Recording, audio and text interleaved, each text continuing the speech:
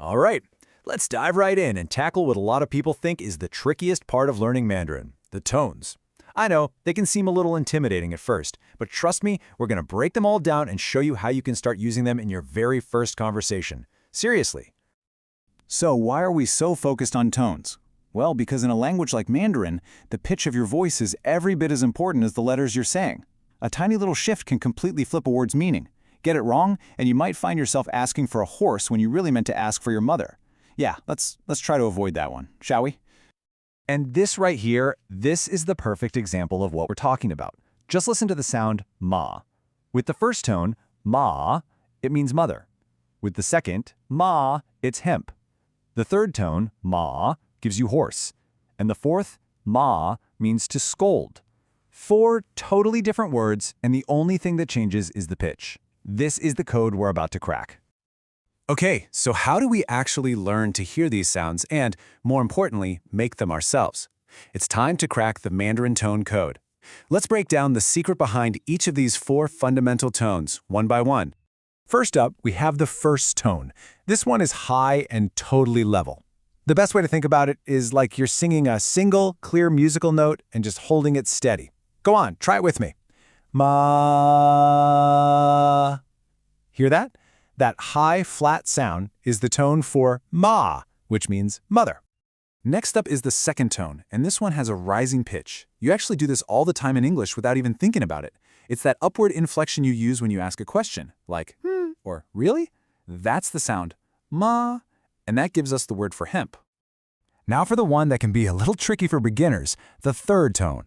It falls, and then it rises. So your voice starts kind of low, it dips down even lower, and then it comes back up. It's almost like you're drawing a little check mark with your voice. Ma. That little scoop is the key, and that gives us ma, the word for horse. And finally, the fourth tone. This one is sharp, it's quick, and it's falling. Think of a firm, decisive command like saying stop or go. It's just a sudden drop in pitch. Ma. And pretty fittingly, this tone gives us the word ma, which means to scold. So there you have it. High and level, rising, dipping, and falling.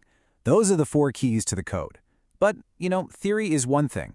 The real question is, are you ready to actually put this into practice and use these tones in a real conversation?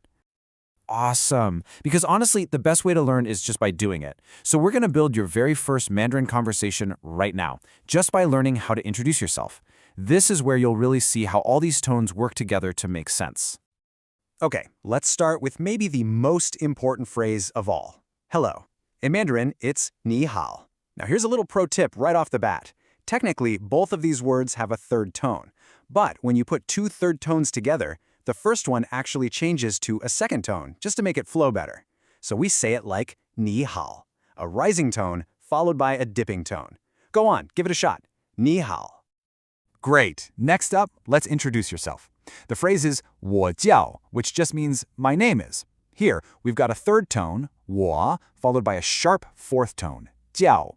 You can almost feel that little dip and then that immediate quick drop, 我叫. So you'd say, 我叫 David, for example. Now, where are you from? You'd say, 我来自. That's a third tone, a second tone, and a fourth tone. 我来自. Can you hear that little melody in there? The dip of 我, the rise of 来, and the fall of 自. 我来自 Canada. And if you want to share your age, the phrase is 我今年岁. Let's just look at the new words here.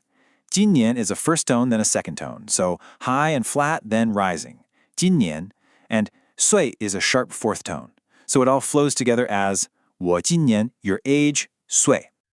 And to wrap up your introduction on a really positive note, you can say, I like learning Chinese, which is 我喜欢学习汉语. This is such a great phrase to know. Let's just focus on Hanyu, which is the word for the Chinese language. It's a fourth tone and a third tone, a sharp fall, then a dip. Hanyu. Okay, deep breath. You've learned all the individual pieces. Now it's time to put them all together into your 5-step Mandarin introduction. Think of this as your personal cheat sheet for meeting someone new.